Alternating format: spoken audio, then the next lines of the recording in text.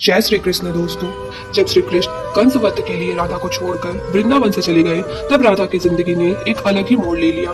राधा का विवाह हो गया, लेकिन वह श्री कृष्ण के विरह में जीती और मरती रही। लेकिन राधा ने अपना वैवाहिक जीवन भी ईमानदारी से निभाया।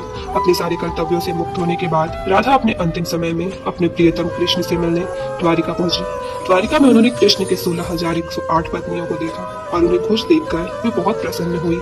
जब कृष्ण ने राधा को द्वारिका में देखा तो वे उन्हें देखते ही रह गए। राधा और कृष्ण मन में ही एक दूसरे से प्रेम भरी बातें करने लगे।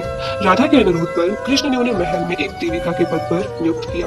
राधा द्वारिका में महल से जुड़े कार्य देखती थी और मौका मिलते ही अपने प्रियतम के दर्शन कर लेती थी।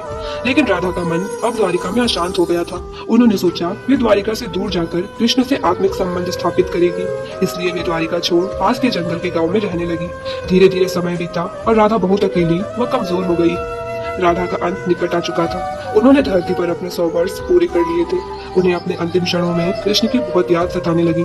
आखिरी समय में कृष्ण राधा के सामने भी आ गए और उन्हें अपनी बाहों में थाम लिया और धरती पर बैठ गए। कृष्ण ने राधा की अंतिम इच्छा पूछी और उन्हें कुछ मांगने को कहा। तब राधा ने कृष्ण से कहा कि वह उन्हें आखिरी बार बांसुरी बजाते देखना और सुनना चाहती है। श्री कृष्ण ने अपनी बांसुरी निकाली और राधा के मुख से स्पर्श कराने के बाद बेहद सुरीली प्रेम रस से भरी हुई मधुर धुन बजाने लगे। श्री कृष्ण ने दिन रात बांसुरी बजाई। बांसुरी की मधुर धुन सुनते सुनते एक दिन राधा ने श्री कृष्ण की गोद में अपना शरीर त्याग दिया और हमेशा हमेशा के लिए अपने कृष्ण में विलीन हो गई। अपनी प्रेमिका की मृत्यु श्री कृष्ण बर्दाश्त न कर सके और उन्होंने अपनी बांसुरी तोड़कर वही झाड़ी में फेंक दी और राधा के मृत्यु को लेकर फूट फूट कर रोने लगे।